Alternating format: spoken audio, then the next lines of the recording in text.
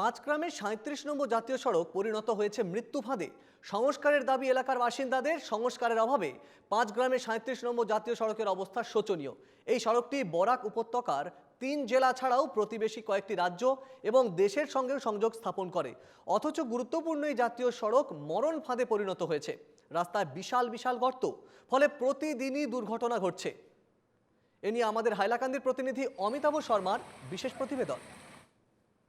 আমি এখন উপস্থিত রয়েছি হাইলাকান্দি জেলার পাঁচগ্রাম অঞ্চলে।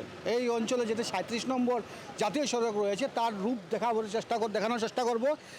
অতি খারাপ অবস্থা বলতে গেলে এই বরাক উপত্যকায় ১৫ জন বিধায়ক রয়েছেন, ৩ জন সাংসদ রয়েছেন, সবার ভূমিকা সংশয়। এখানে সবাই নীরব, কারোর হেলদুল নেই। এই রাস্তার দিয়ে, এই ৩৭ নম্বর জাতীয় সড়ক দিয়ে বাংলাদেশের রাস্তা, পার্শ্ববর্তী ত্রিপুরা রাজ্যের রাস্তা, ৬ নম্বর জাতীয় সড়ক, সব কিছু নির্ভর করে এই রাস্তার উপরে।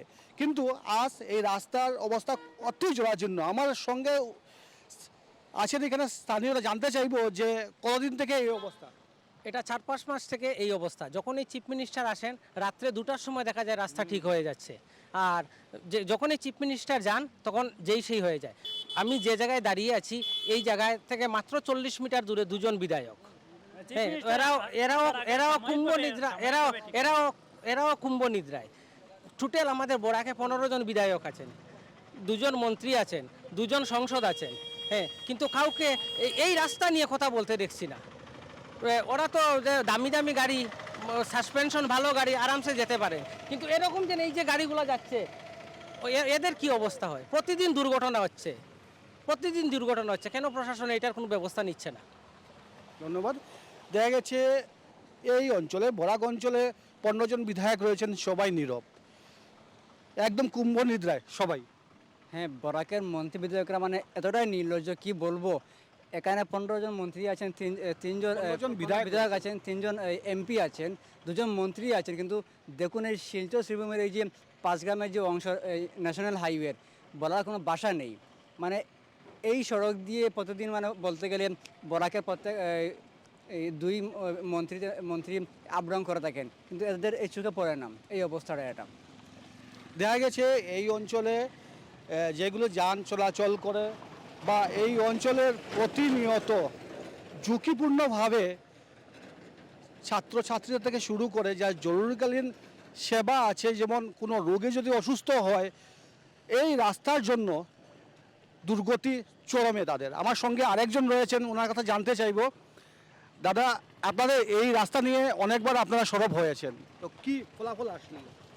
অনেকবার তো আমরা এই রাস্তা নিয়ে সরব হয়েছি, কিন্তু তার প্রতিফল কিছু দেখতে পাইনি। শুধু এই সময় প্রতিফল দেখতে পাই যে বিগত 3 বছর থেকে আমি যা দেখতে পেয়েছি, আমি সবসময় প্রায় 18 ঘন্টা এই রাস্তাতে আমার চলাফেরা। আমি ব্যবসায়ী মানুষ। এখানের যখনই চিফ মিনিস্টার আসেন, চিফ মিনিস্টার আসার আগ মুহূর্তে সাময়িকভাবে এই রাস্তাটা ঠিক করা হয়, কিন্তু চিফ মিনিস্টার যাওয়ার পরেই এক পশলা বৃষ্টি দিলেই শেষ, এই রাস্তাটা আবার সেম আগের মতোই হয়ে যায়। কিন্তু এই বর্তমান যে এই রাস্তাটা হয়েছে বরাকবেলি তথা আগরতলা সহ এই একই মাত্র একটা রাস্তা, গুয়াহাটির সঙ্গে যোগাযোগ, একই রাস্তা, দ্বিতীয় আর কোনো রাস্তাই নাই।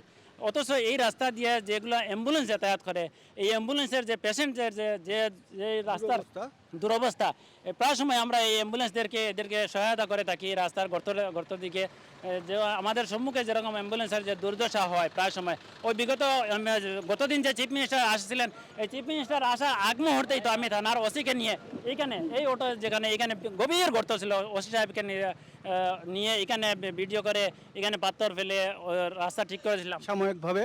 ওই ওসি সাহেবের সম্মুখেই একটা অ্যাম্বুলেন্স দুর্ঘটনা হওয়ার পথে ছিল। আমি দেখানোর চেষ্টা করব যে যান চলাচল যেগুলি হচ্ছে, এগুলির যদি আমরা টায়ার দিকে ফলো করি বা নজর দিয়ে দেখবেন কীভাবে ঝুঁকিপূর্ণভাবে এখানে চলাচল করছে। যে কোনো মুহূর্তে এই গাড়িগুলি উল্টে যেতে পারে। এই অঞ্চলে প্রায় এখানের মধ্যে যেগুলি গর্ত রয়েছে, পুকুর সম গর্ত, কিন্তু সংস্কার নামে আজ পর্যন্ত কিছুই হয়নি। রয়েছেন বরাকে 2 মিনিস্টার, বিধায়ক রয়েছেন 15 জন, কিন্তু আজ পর্যন্ত কোনো ধরনের সংস্কারের হাত বাড়ায়নি, কারোর উদ্যোগ নেয়নি। আমি দেখালাম হাইলাকান্দির এই পাঁচগ্রামের দুরবস্থা। হাইলাকান্দি থেকে আমি অমিতাভ শর্মা, NKTV বাংলা।